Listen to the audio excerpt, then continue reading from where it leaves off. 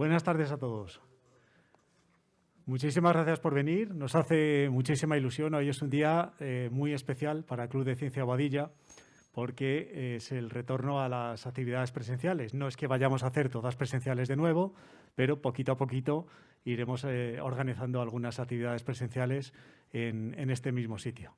Un sitio que ha quedado un poquito ligero de espacio, pero bueno, yo creo que para poder estar más cómodo el ponente y sin la mascarilla, pues la verdad que tener más espacio, si no llenamos la sala, pues estamos todos fenomenal escuchándole mejor.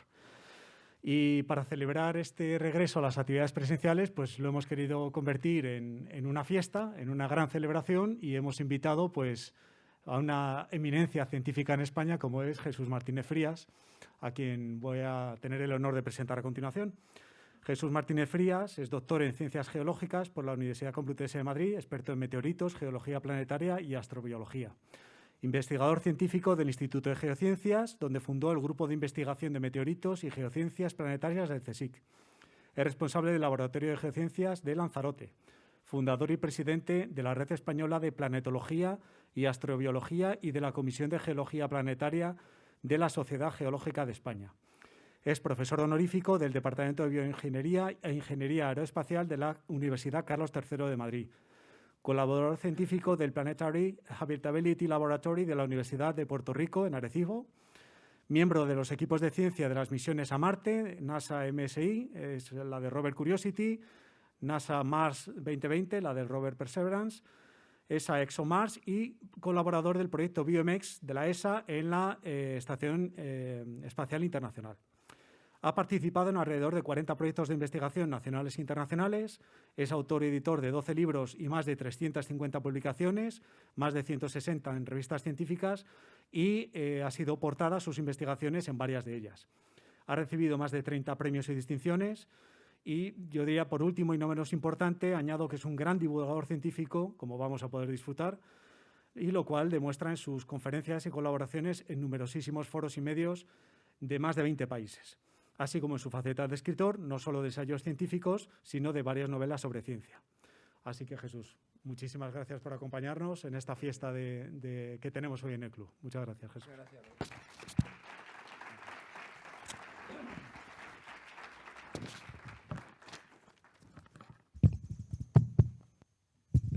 Bueno, buenas tardes. Me voy a poner las gafas. Buenas tardes, muchas gracias por venir. Ante todo, muchas gracias al Club de Ciencia Boadilla y sobre todo a Roberto por su amable invitación. He tenido la oportunidad de conocer a otros miembros del club y espero que podamos repetir este tipo de eventos, ¿no? Siempre que no haya fútbol o otras cosas que interfieran con el evento, creo que puede ser interesante. Cuando Roberto me propuso dar una charla aquí, pues le comenté que tenía unas charlas recientes que había dado, que estaban muy actualizadas, que eran muy interesantes, donde iba incorporando los aspectos relacionados con la exploración de Marte, con aspectos un poco más amplios, ¿no? Más de tipo social, como es, pues, qué es lo que implica todo el traslado de la humanidad hacia el espacio. Marte, sin duda, es el primer paso, va a ser el primer planeta al que nosotros vamos a ir. Todavía queda un tiempo, pero cada vez está más cerca. Y por eso la he titulado de esta manera, ¿no? Marte y la humanidad hacia el espacio. ¿Y qué es lo que conlleva todo esto? Algunos aspectos pues los he tratado también en los libros, como ha comentado Roberto, de ficción científica o de ciencia ficción que he publicado recientemente, ¿no? Quería empezar la charla con una cosa curiosa que he encontrado, que no lo sabía, ¿no? Pero buscando información he localizado esto y me ha parecido una curiosidad. Y digo, voy a empezar de esta manera porque creo que es interesante. Y es que no sabía que Francisco Umbral había fallecido aquí en el hospital de Boadilla del Monte y que además Francisco Umbral, Paco Umbral, pues tiene un poema que me voy a permitir leer porque realmente es un poema que encaja bastante bien en los aspectos de didáctica de los poemarios que conectan Tierra y Cosmos, ¿no? Y es este, por ejemplo, ¿no? Dice, inventan el milagro, hay agua en Marte, ese charco ligero entre los cielos, esa huella ligera y matutina, Si hay agua en Marte, hay vida para siempre. Si hay agua en Marte, hay luz en la tiniebla. Pasan los soles como reyes viejos, pasan los tiempos como dinosaurios. Y ese cuenco ligero, agua en la roca, ese brocal de luz, ese milagro, nos devuelven la fe en el universo, esta casa sin puertas que habitamos, esta continuidad de las edades. La vida en Marte, qué sorbo de vida, el agua en Marte, qué soplo de cielo, qué espejo roto, qué fragmento breve. Ya en Marte nos revela, nos recoge el espejito mínimo del agua, ese charco doméstico, infinito, y el hombre se repite con la NASA en el reflejo eterno de la vida. Me ha parecido un comienzo muy bonito, muy poético y además que está relacionado con la temática, ¿no? Y sobre todo que el gran Paco Umbral pues hablara sobre Marte y además sobre agua en Marte, ¿no? Algo que es realmente importantísimo para nuestra habitabilidad, para la habitabilidad del ser humano en el espacio, ¿no? Bueno, yo siempre empiezo mis charlas, sobre todo las dos primeras imágenes, con estas... bueno, pues con estos grabados. Este es el grabado de Flammarion, es un grabado de finales del siglo XIX, donde bueno, pues me gusta explicar que una de las características del ser humano, ahora que estamos en esa migración al espacio, es la curiosidad. Y aquí vemos a este personaje que intenta atisbar lo que hay más allá de la atmósfera, viendo o imaginando lo que puede haber más allá, ¿no? Nosotros realmente como humanidad ya hemos dado unos pasos importantes en este sentido, ¿no? Es decir, hemos estado explorando nuestros entornos, cada vez hemos sido más atrevidos, más osados, hemos cruzado los océanos, hemos subido las cumbres montañosas, hemos explorado los entornos más hostiles, hemos llegado a la Luna físicamente y por eso pues yo creo que nosotros nos podemos autodefinir como la generación del espacio. Es la primera vez que la vida sale al espacio, ¿no? Nosotros, la vida ha ido colonizando a lo largo de 3.800 millones de años todos los ambientes, los océanos, la Tierra, la atmósfera, pero por primera vez en este último siglo, o 60 años ya, desde que Gagarin salió al espacio, somos la primera generación, la vida está empezando a colonizar o a extenderse a otros entornos. Y es por eso por lo que nosotros, por lo menos los de nuestra edad, estamos viviendo ese proceso, ¿no? Ese proceso de la salida del ser humano al espacio, un proceso que va a continuar y como he comentado aquí en muchas ocasiones con mi gran amigo Manuel Seara en su magnífico programa, en A Hombros de Gigantes, yo creo que nos está marcando de manera muy importante y paradigmática en todo lo que vamos a hacer en el futuro. Y lo estamos viendo ya. Yo creo que el espacio está teniendo lugar en todas las emisoras, en las televisiones, ahora incluso con los agentes privados, toda la problemática que hay relacionada con el espacio, los lanzamientos de cohetes. Yo creo que poco a poco va impregnando mucho más todo lo que es la sociedad y la cultura de la humanidad, ¿no? Y bueno, pues ahora me gustaría que ustedes intentaran ver esa diferencia entre la imagen anterior de Flammarion, donde había un personaje que intentaba ver lo que había más allá, con esta otra imagen que a mí me encanta y por eso la repito siempre en los inicios de mis charlas, que es la de la astronauta Karen Niver en la Estación Espacial Internacional observando nuestro planeta desde el exterior. Es decir, es que es justo la contrapartida. Es decir, no es el personaje que intenta imaginar lo que hay más allá a finales del siglo XIX, sino que ya nosotros estamos viendo, y además una mujer, ¿no? Con lo que representa, hoy además es el Día de la Mujer y la Niña en la Ciencia, ¿no? O sea, lo que representa, lo que ha representado la mujer en la ciencia y en la sociedad y que sea esta persona la que está observando nuestro planeta desde el exterior. Y esto es un cambio de paradigma porque nosotros siempre estamos acostumbrados a ver la Tierra como un sistema interactivo de las distintas esferas de la Tierra, la hidrosfera, la biosfera, la litosfera, la atmósfera, la criosfera. Y ahora resulta que cuando nosotros salimos hacia el exterior, pues ya nos vemos obligados de alguna manera a establecer comparaciones, a establecer analogías. Y lo que hacemos es no solamente utilizar la Tierra como un sistema, sino que hay un cambio de mentalidad a nivel global, un cambio de paradigma, y estamos empezando a utilizar la Tierra como modelo. Estamos viendo si nuestro modelo, tanto en cuanto a geología, en cuanto a física, en cuanto a química y en cuanto a biología, es un modelo extrapolable para que nosotros podamos investigar, explorar y buscar vida en otros sitios. Y es por eso por lo que yo creo que estamos inmersos en este cambio total de la humanidad en el que todo se va a ir al exterior. O sea, toda nuestra cultura, el arte, la filosofía, la ciencia, la música, la arquitectura, la agricultura, La ciencia y la tecnología ha abierto la puerta, pero por esa puerta va a entrar absolutamente toda la cultura de la humanidad que se va a extrapolar hacia el universo, hacia el cosmos. Y por eso nosotros tenemos una gran responsabilidad. Estamos siendo pioneros en todo este proceso y tenemos que intentar evitar, si es posible, los errores que se han cometido en el pasado en exploraciones dentro de nuestro propio planeta. Bien, dicho esto, que parece que somos magníficos, la humanidad, pues hay que decir que también debemos ser modestos. Y debemos ser modestos y humildes porque el cosmos es inmenso. O sea, el universo es gigante, es enorme y tenemos que ser conscientes de nuestras limitaciones con respecto a la inmensidad del cosmos. Y esta imagen también me gusta porque yo creo que refleja muy bien esas limitaciones nuestras, ¿no?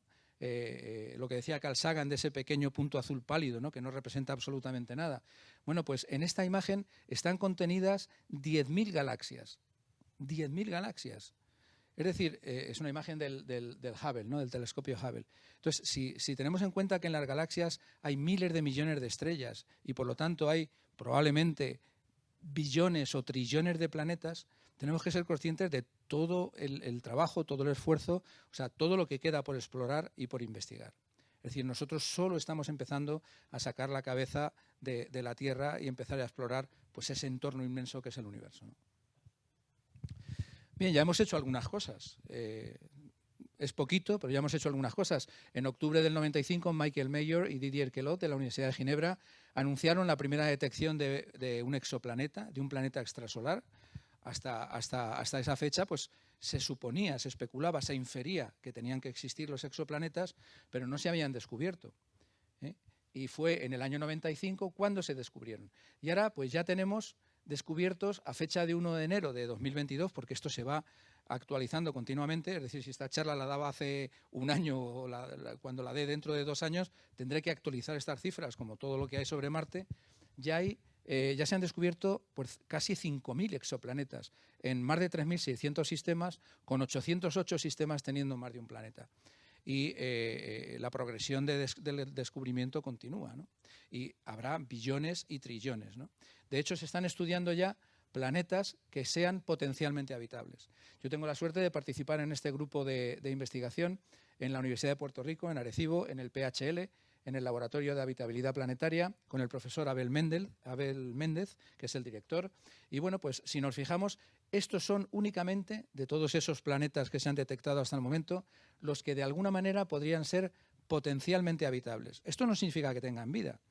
No es lo mismo el concepto de habitabilidad y el concepto de vida. Esto lo hemos explicado muchas veces. Un planeta puede ser perfectamente habitable, pero la vida puede no haber emergido y haber evolucionado, haberse desarrollado, diversificado.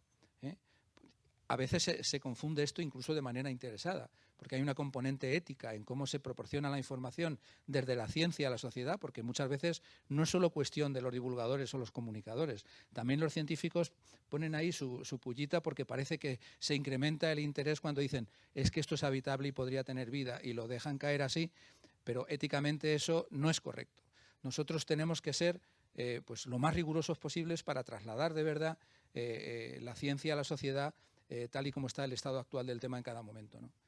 Y bueno, pues hay que decir que aquí tenemos que el más cercano, que es el de Próxima Centauri b, se encuentra a 4.2 años luz de la Tierra. Es decir, que las posibilidades de que nosotros podamos alcanzar actualmente estos planetas pues son muy remotas, son muy remotas. O sea, tenemos que ser conscientes de nuestras limitaciones, pero también de nuestras posibilidades. Es decir, lo que ha hecho el ser humano en 5.000 años es algo asombroso, ¿no? Y lo que podrá hacer de aquí a 3.000, 4.000 o 5.000 años, pues seguramente también lo será, ¿no?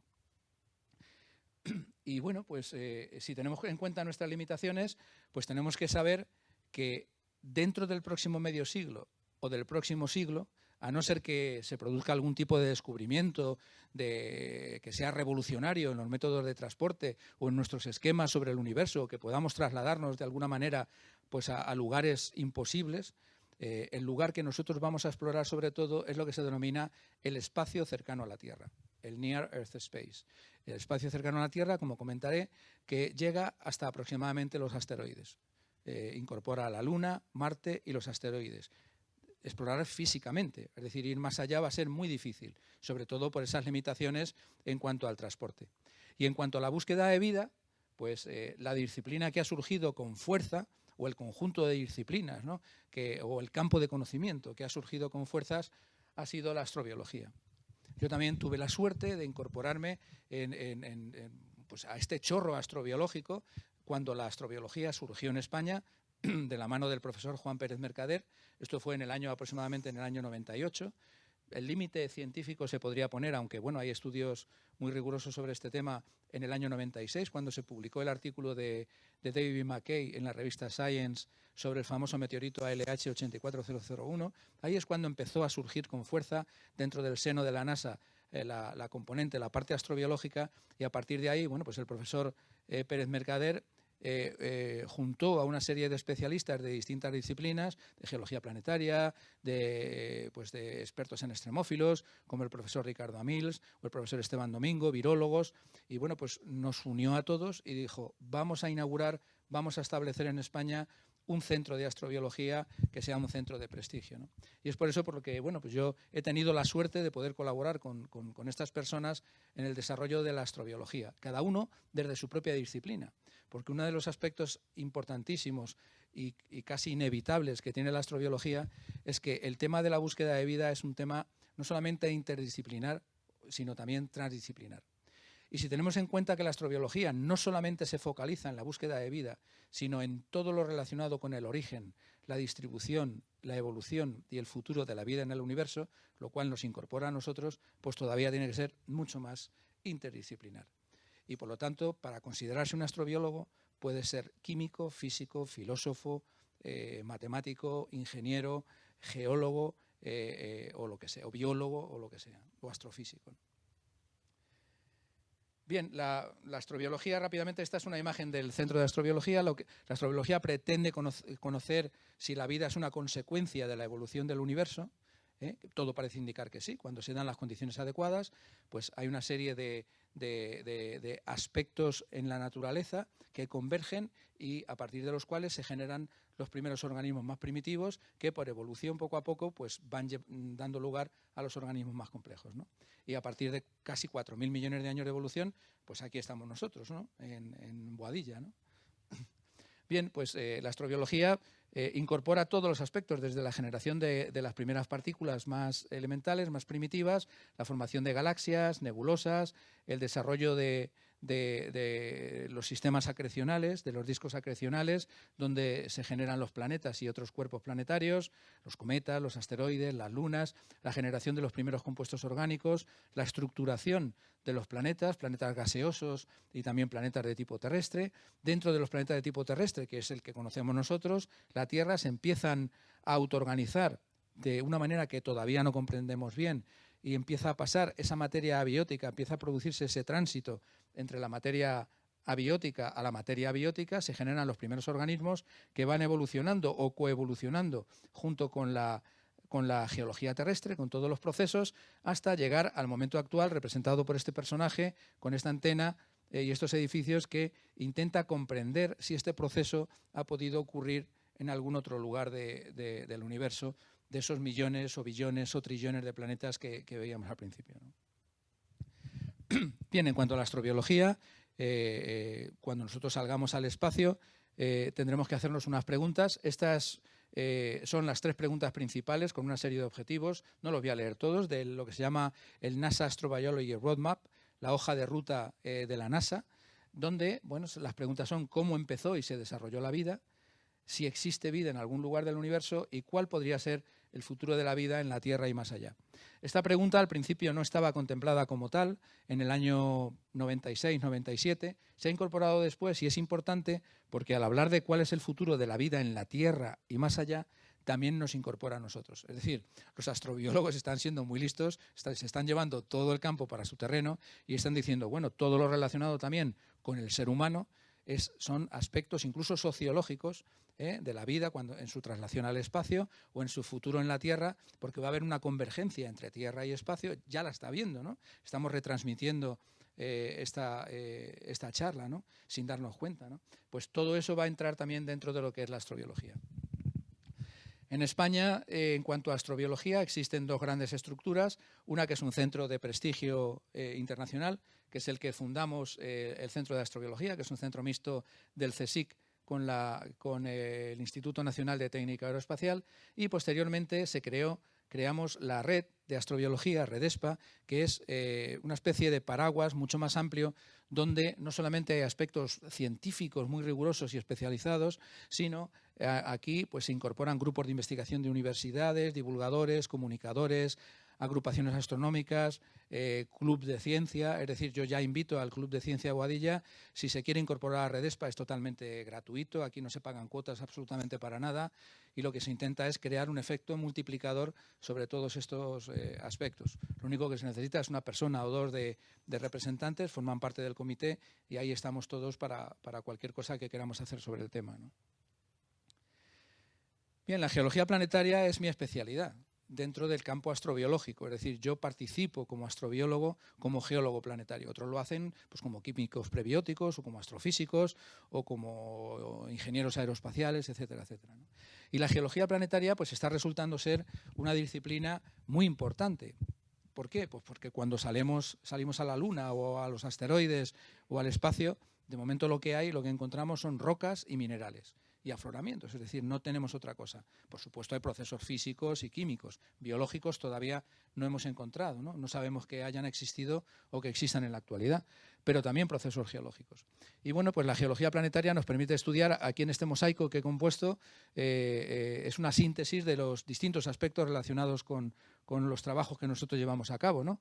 La formación de planetas, el desarrollo de las primeras rocas, que está reflejado aquí con los estromatolitos más primitivos, el desarrollo y el estudio de estructuras en ambientes extremos, como pueden ser las white smokers y las black smokers, o chimeneas metanógenas, las cold seeps, el estudio directo, como vemos aquí en la Luna, por el geólogo Harrison Smith, de muestras lunares, de materiales lunares, el estudio de espectros de minerales, como este espectro que vemos aquí, de la jarosita, de Meridiani Planum, de Marte, los procesos de vitalidad geológica, de geodinámica planetaria, como los vemos representados o los veíamos aquí en la tectónica de placas. Esto es muy importante para el tema de la vida, como podremos ver más adelante en el debate si es que están interesados, los procesos de biomineralización en los que las bacterias participan en la formación de minerales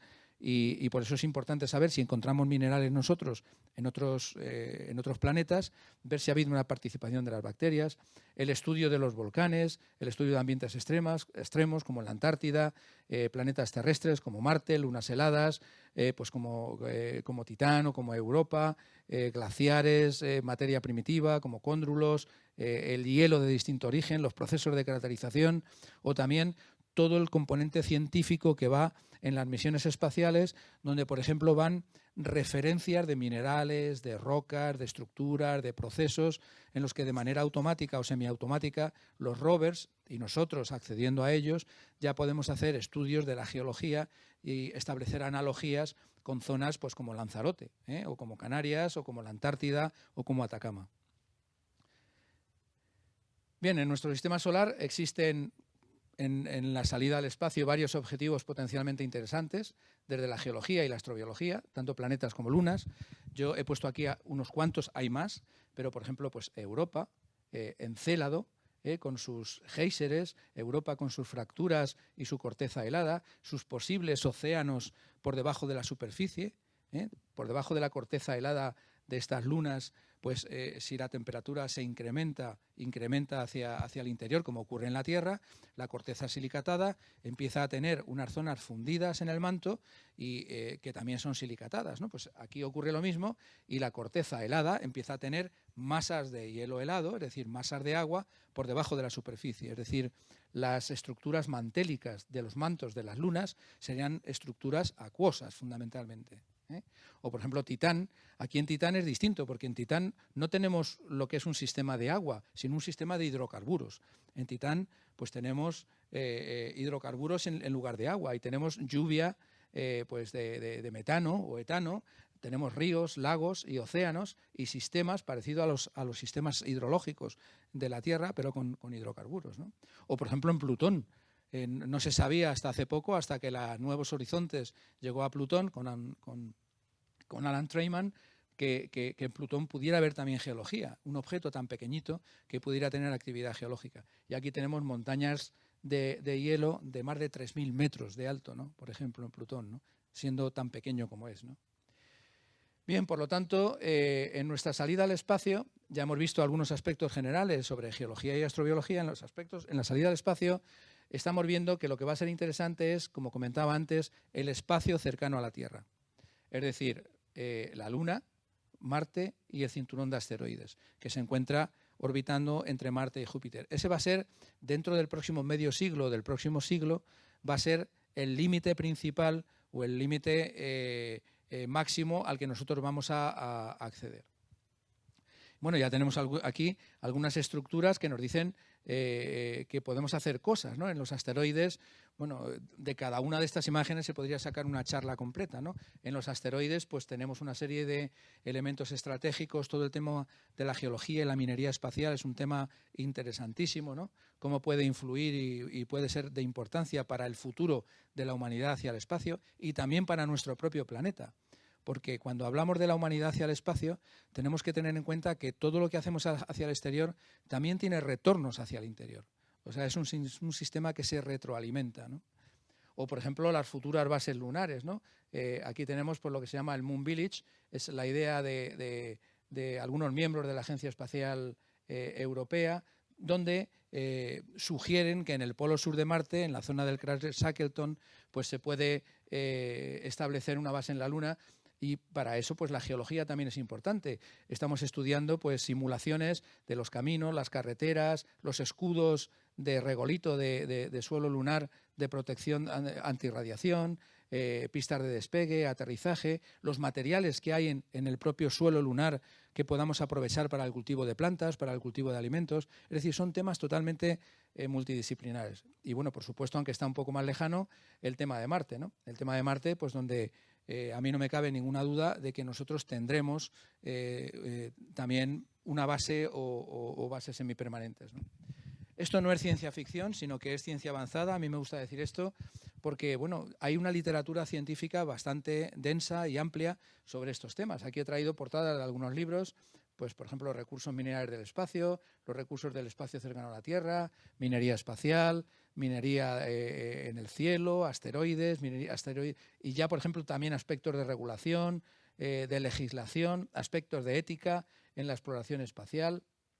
Es decir, que, como comentaba al principio, todos estos temas, aunque nos parezcan un poco exóticos, realmente, pues aunque seamos unos pocos locos los que tratamos el tema, pero realmente se están abordando de manera muy seria. Y además se están abordando de manera seria porque ese dinero que se está utilizando tiene un retorno que es importantísimo también para el progreso y la sostenibilidad de nuestro propio planeta.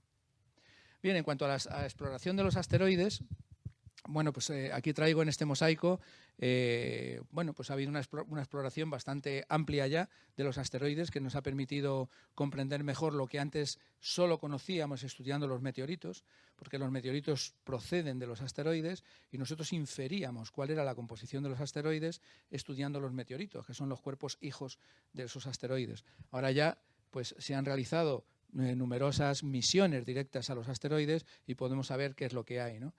Por ejemplo, pues como comentaba, pues tenemos materiales de alto valor, ¿no? Tenemos hidrógeno, carbono, nitrógeno, oxígeno, tenemos asteroides que son importantes para los volátiles y para la extracción de agua, para combustible, para el agua potable, para refrigerantes, metalurgia, agricultura.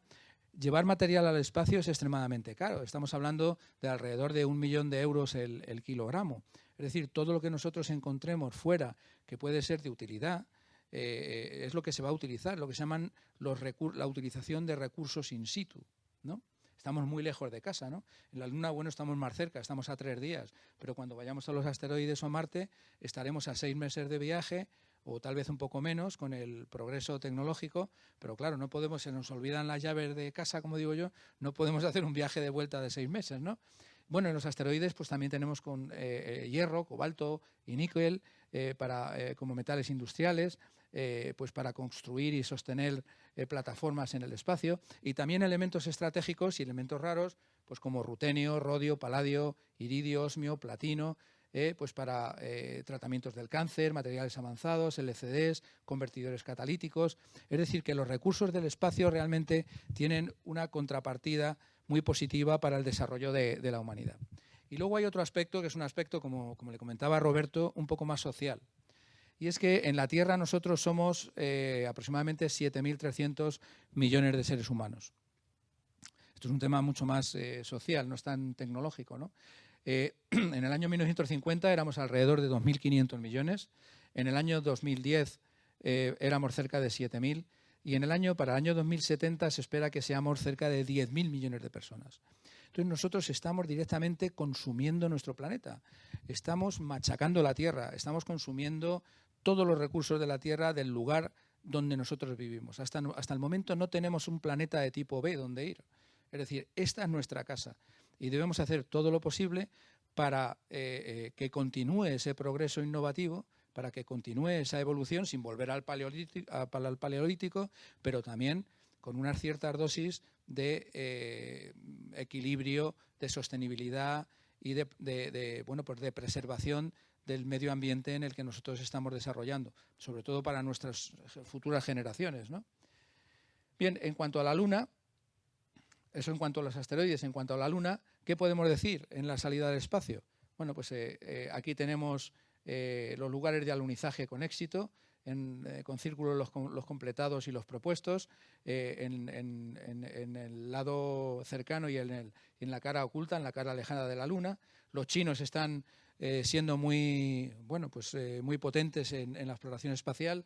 No se descarta para nada que la primera persona que llegue a Marte, por ejemplo, pues sea de una misión china, porque llevan una velocidad tremenda. A la Luna no solamente se ha llegado una vez, la primera en el 69, sino 6 veces de manera tripulada, con misiones humanas. Se han recogido cerca de 400 kilos de rocas lunares. Ha habido 12 astronautas que han estado en la Luna, no solo uno. Y bueno, pues el astronauta que más ha estado ha sido Harrison Smith, este geólogo y astronauta que estuvo en la última misión con una misión extravehicular de más de 22 horas. Este es el máximo tiempo que se ha estado en nuestro satélite. Aquí tenemos algunos ejemplos de las rocas. Esto es lo que nosotros vamos a utilizar, o los que vayan, lo que van a utilizar como recurso. ¿Qué podemos encontrar aquí? Brechas de feldespatos, basaltos con determinadas costras, ¿no?, de suelo, o brechas de impacto, anortositas, esférulas vítreas, aglutinados, rocas basálticas. ¿Qué realmente nos dicen estas rocas? ¿Cómo podemos utilizarlas? Estos son los recursos que van a tener que utilizar cuando estén allí, ¿no? Bueno, aquí tenemos una imagen de Harrison Smith con el martillo de geólogo muestreando las rocas. Y este es el recurso, uno de los recursos que descubrió él, que es el de los suelos anaranjados, suelos ricos en un óxido de hierro y titanio llamado ilmenita, que descubrió Harrison Smith. Y resulta que este recurso, esta ilmenita, es importante porque es un óxido, por lo tanto es una fuente de oxígeno, tiene hierro, tiene titanio, que son elementos importantes, y además otros aspectos, porque asociada a esta ilmenita, asociada a estos óxidos metálicos, existen también otros elementos estratégicos que van a ser fundamentales para nuestra futura habitabilidad en la Luna. Bien, aquí tenemos al microscopio una imagen de olivino, de los vidrios y de las ilmenitas dentro de estos suelos anaranjados. Y bueno, también sabemos, la Luna ya está bastante bien cartografiada en cuanto a los recursos. Sabemos que gracias a la sonda Clementina, dónde se encuentran las máximas concentraciones de hierro, por ejemplo. Aquí tenemos entre 0 y 14% en peso de hierro. Bueno, pues tenemos las máximas concentraciones, curiosamente coinciden con las zonas de los mareas lunares, las zonas de los mareas basálticos. Es decir, las zonas donde hay basaltos parecen ser zonas muy interesantes desde el punto de vista de los recursos para nuestra futura habitabilidad en el espacio, cuando la humanidad salga hacia la Luna, ¿no? Curiosamente, la distribución de titanio también coincide más o menos con la distribución del hierro. ¿Por qué? Porque se concentra precisamente en estas zonas basálticas, en los basaltos de la Luna. En la Luna sabemos que hay distintos tipos de rocas. Están las rocas de las tierras bajas, estas zonas oscuras, cuando vemos la Luna vemos unas zonas oscuras, son las grandes cuencas de impacto basálticas, y luego las tierras altas, que son ricas en otro tipo de rocas. Aquí rocas de tipo ANT y aquí pues basaltos de tipo FETI, que se llaman así porque son ricos en hierro y titanio, y basaltos de tipo CREEP, que se llaman así porque se han estudiado y son basaltos ricos en potasio, en tierras raras y en fósforo. Bien, esta es la zona, un esquema del cráter Shackleton, que es la zona propuesta, que está en el polo sur de la Luna, en esta gigantesca cuenca de impacto que se llama la cuenca de Aitken, en el polo sur lunar, donde hay varios cráteres que se han propuesto como zonas para establecer la primera base semipermanente en la Luna. No solamente por la presencia de hielo, sino la presencia de estos recursos y también por la iluminación. Son zonas que están prácticamente iluminadas y por lo tanto no va a haber que aportar energía para poder trabajar y vivir y habitar allí. Hay otro recurso importantísimo que hay que tener en cuenta en la Luna, que es el agua. Hasta hace poco se pensaba que en la Luna no había agua. Ahora sabemos que en la Luna hay sobre todo 3 tipos de agua. Hay un agua primigenia, muy primitiva, de cuando se formó la Luna, hace unos 4.000 millones de años, como consecuencia del impacto de un objeto de gran tamaño llamado Theia contra nuestro planeta. Desgajó parte de la corteza y el manto, quedaron orbitando esos fragmentos alrededor de la Tierra, que fueron luego acrecionando y formaron nuestro satélite. Pues bien, había agua en esas rocas, en esos materiales, y ese agua primitiva ha quedado también atrapada dentro de los minerales, las rocas y los vidrios lunares. Tenemos otro tipo de agua en la Luna, otro tipo de hielo lunar, que es el hielo que no es autóctono de la Luna, sino alóctono, que es el hielo dejado por los cometas. Y finalmente hay un tercer tipo de hielo, esto se ha descubierto más recientemente, y que corresponde a un hielo más moderno, y es la interacción del viento solar, que es un viento protónico, contra la superficie de los planetas y lunas, en este caso contra nuestro satélite, interacciona contra el oxígeno de los silicatos y los óxidos del suelo y genera micropartículas, nanopartículas de hielo en la actualidad. Es decir, está habiendo actualmente un proceso de formación de hielo en la Luna.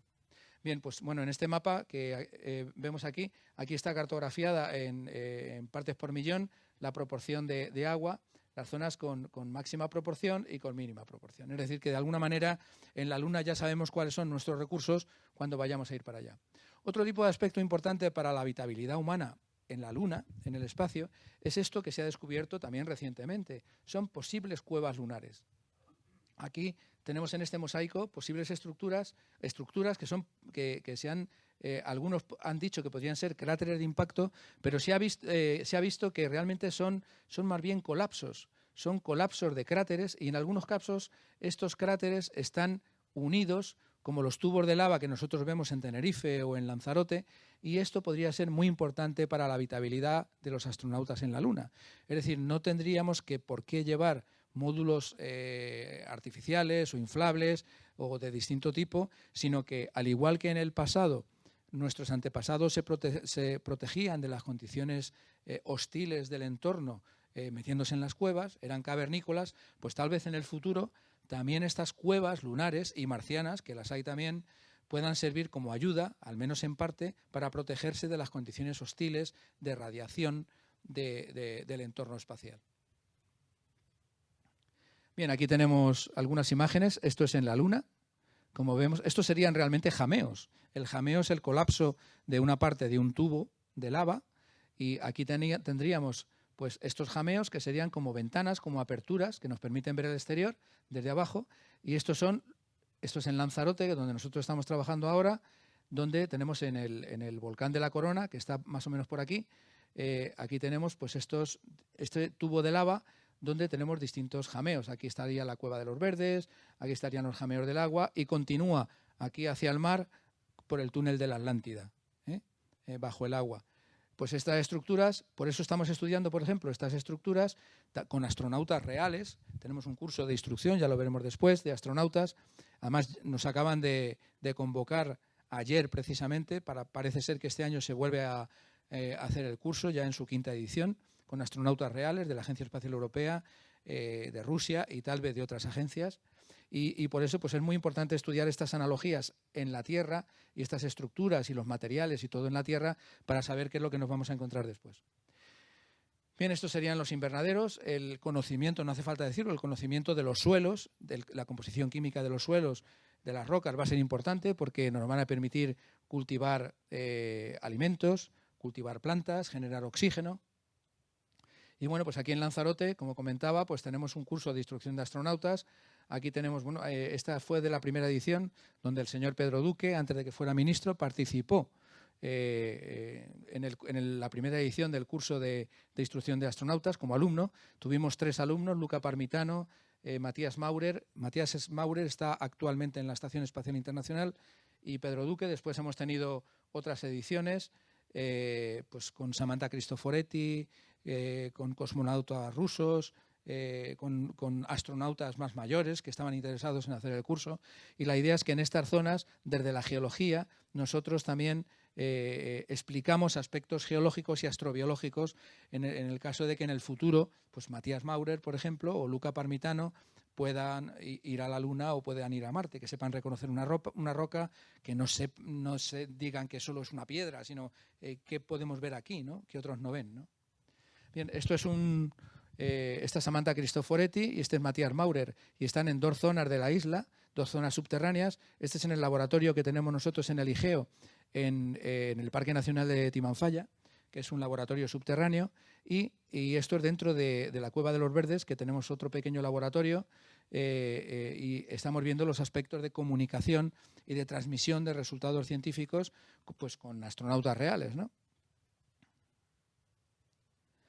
Bien, en cuanto a la Luna, pues hay que decir que aunque todo parece que se va a retrasar, por aspectos yo creo que más políticos y económicos que científicos, pues se propuso que en el año 2024, es decir, prácticamente ya, fuera una misión renovada a la Luna, ya con una mujer, la misión Artemisa, en la que por primera vez pues una mujer pisara la Luna, ¿no? Artemisa como hermana de Apolo, ¿no?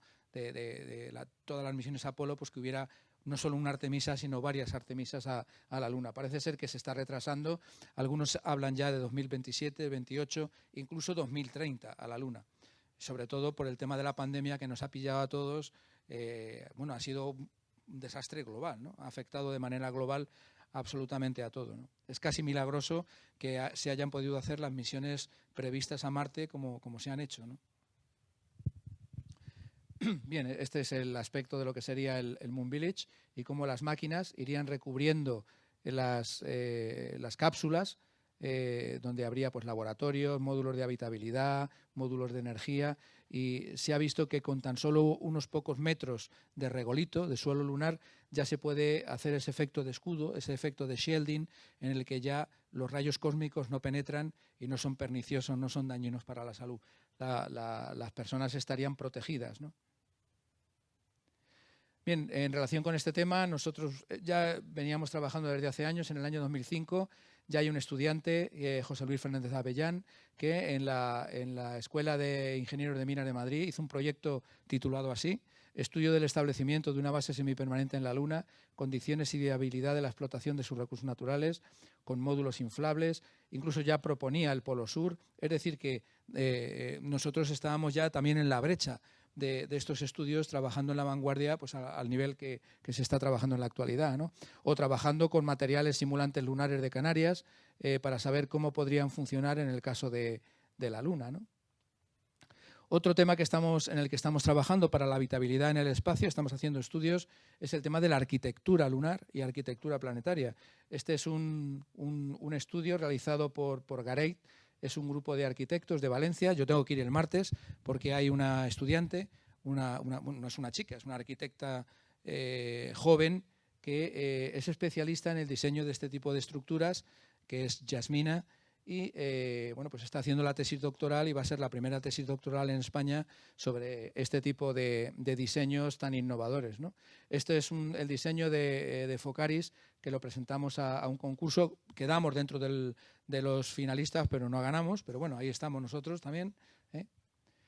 Y bueno, pues simplemente para que tengan ustedes constancia de que se están haciendo un montón de cosas, ¿no? Este es el concepto de configuración, el Gateway lunar, donde obviamente la exploración y del espacio hacia el exterior va a ser necesariamente interdisciplinar e internacional. Es decir, igual que ahora estamos colaborando entre los científicos, pues este Gateway lunar requiere la colaboración pues, de la Agencia Espacial Europea, de la NASA, de los japoneses, de los canadienses y también de agentes privados, ¿no? Como estamos viendo con las colaboraciones que está habiendo de los agentes privados con las grandes agencias espaciales.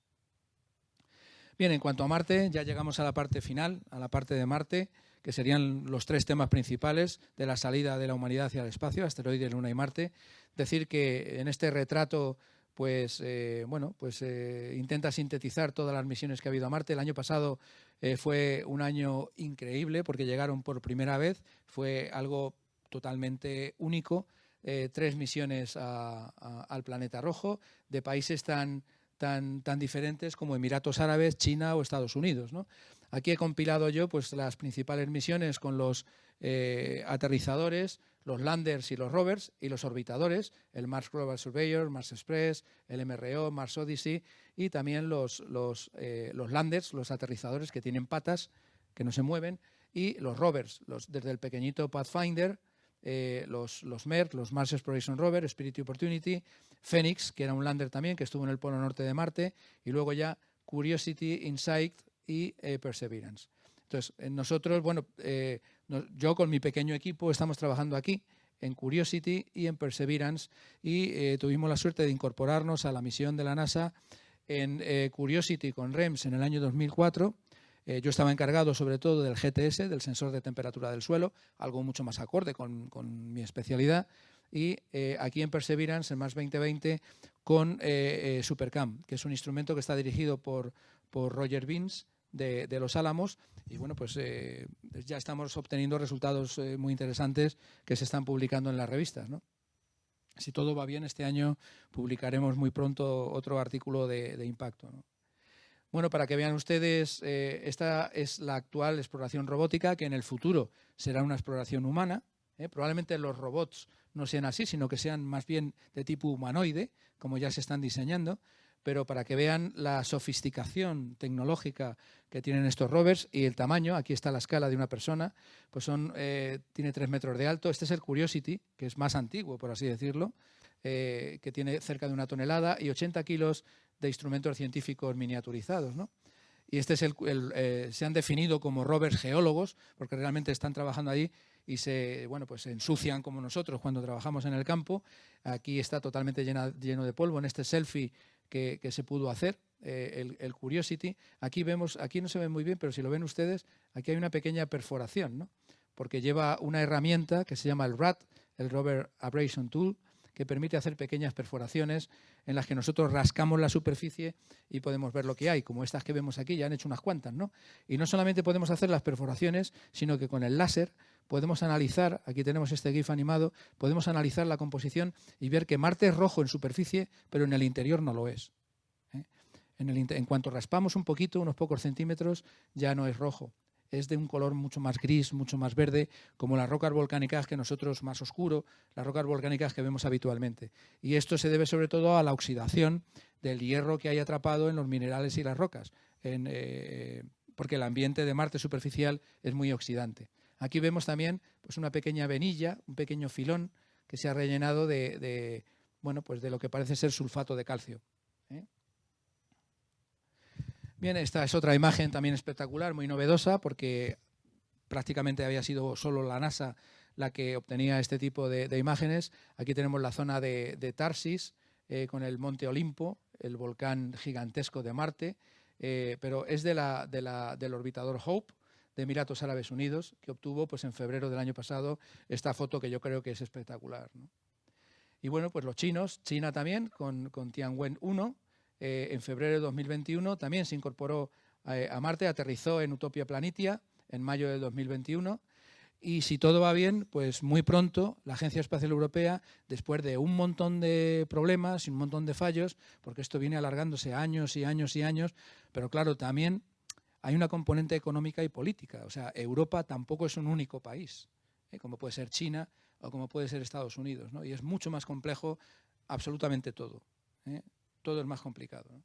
Pero bueno, aquí tenemos el rover Rosalind Franklin de la ESA y también de Roscosmos, porque los rusos participan, que los últimos datos indican que ya el el paracaídas, que parece que todo está funcionando bien y que muy pronto vamos a tener esta misión de la Agencia Espacial Europea sobre Marte, que hasta el momento Europa no ha conseguido poner ningún rover en Marte.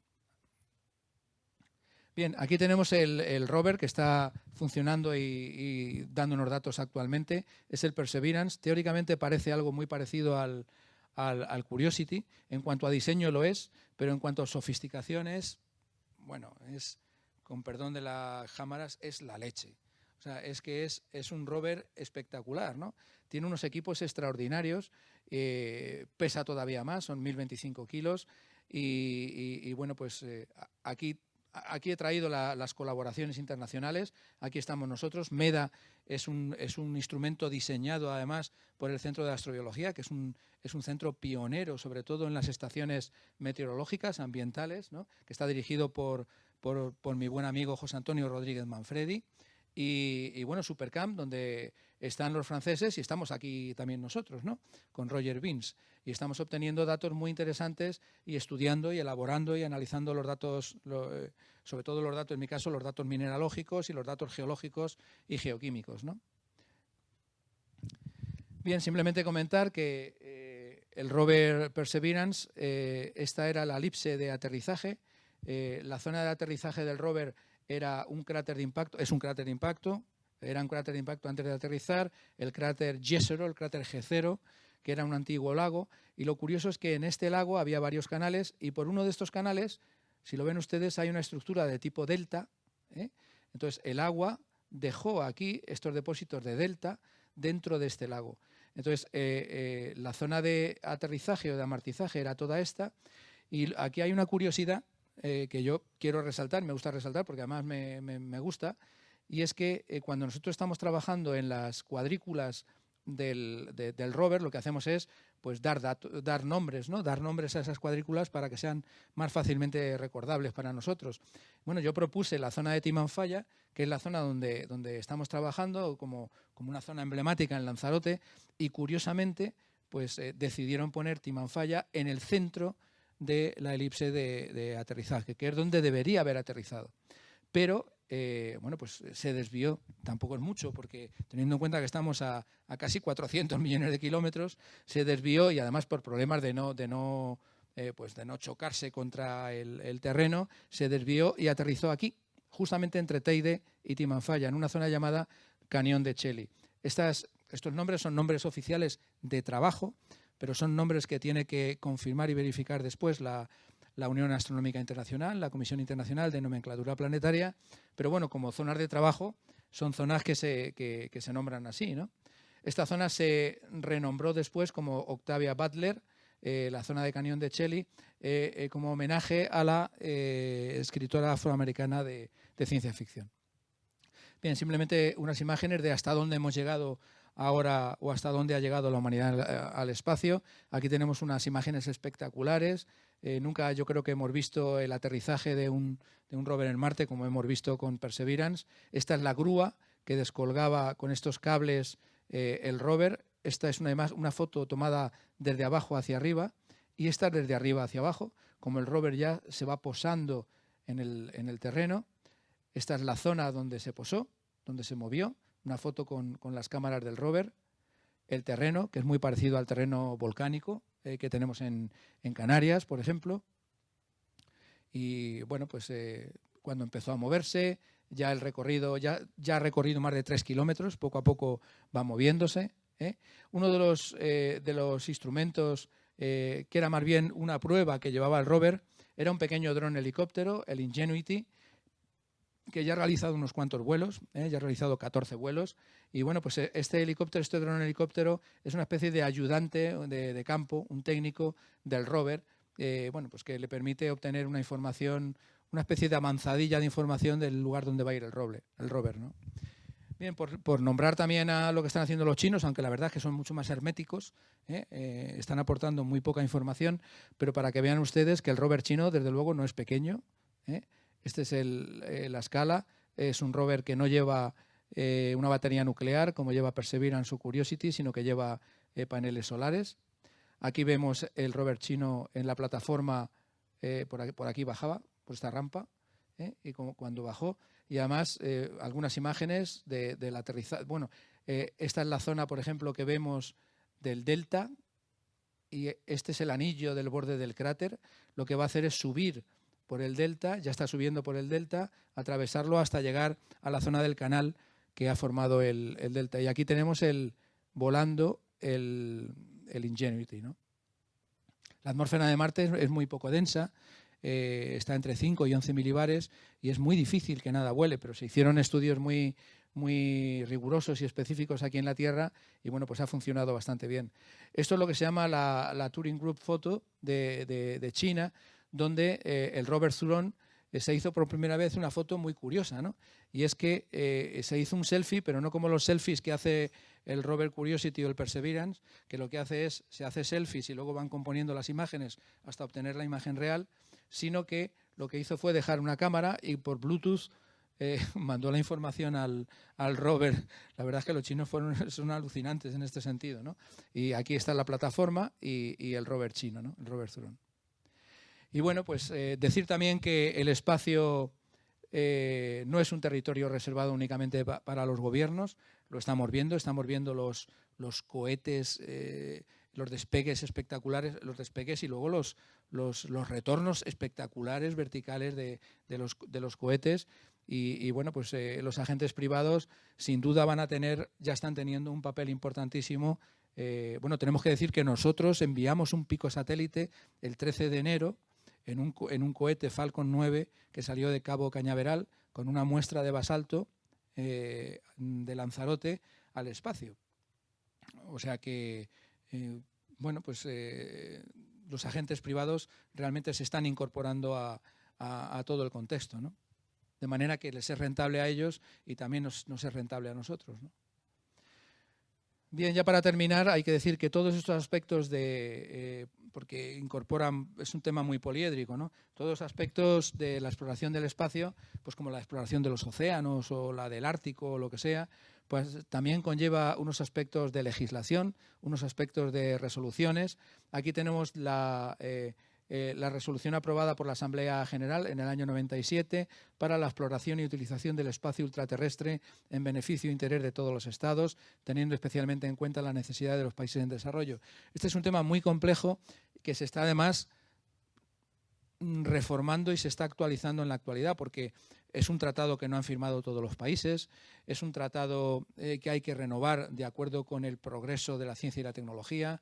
Se está abriendo, ya Obama abrió en el año 2015 la explotación de los asteroides, se está manteniendo todo esto, está habiendo casi un caos, podría decirse, en cómo se están desarrollando las cosas. Naciones Unidas, a través de su Oficina de los Asuntos del Espacio Exterior, tiene que atender cómo se va a desarrollar todo esto, y también es un tema muy novedoso todo el tema de derecho espacial, todo el tema de legislación, ¿no? Aquí también en el Centro Europeo de Derecho Espacial, en la Agencia Espacial Europea. Desde el punto de vista ético también es interesante, no solamente en cuanto a regulación o en cuanto a aspectos legales, sino éticamente. Nosotros estamos trabajando en los aspectos de geoética, obviamente, pero bueno, yo creo que también montamos una comisión de astrobioética relacionada con la geoética. Es decir, que en todos estos aspectos de legislación, ética, de procedimientos, pues va a ser fundamental que haya una colaboración de todas las áreas del conocimiento, tal y como las entendemos ahora en la Tierra, ¿no? Y bueno, decir que para terminar, efectivamente nos estamos abriendo al espacio, pero en lo que a nosotros nos concierne como especie, esto es lo que yo creo, protejamos y conservemos nuestro planeta, porque es nuestra casa. Como decía, no teníamos de momento un planeta de tipo B. Actuemos de manera responsable porque está en juego la supervivencia de numerosas especies, incluida la nuestra y nuestro futuro y el futuro de las nuevas generaciones, ¿no? La exploración del espacio es una fuente de conocimiento y de progreso que contribuye a nuevos descubrimientos y al hallazgo de nuevos recursos, a nuestra habitabilidad y a la sostenibilidad también de nuestro propio planeta. Así que nada más, muchas gracias por su atención.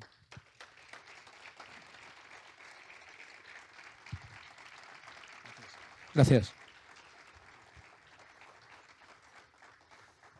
Muchas gracias, Jesús. Gracias. Yo creo que, si te parece bien, podemos abrir algún turno de... Me parece entenderte antes, ¿verdad? Sí, bueno, a vuestra disposición. Sí. Si alguien quiere hacer alguna pregunta, le acerco el micrófono.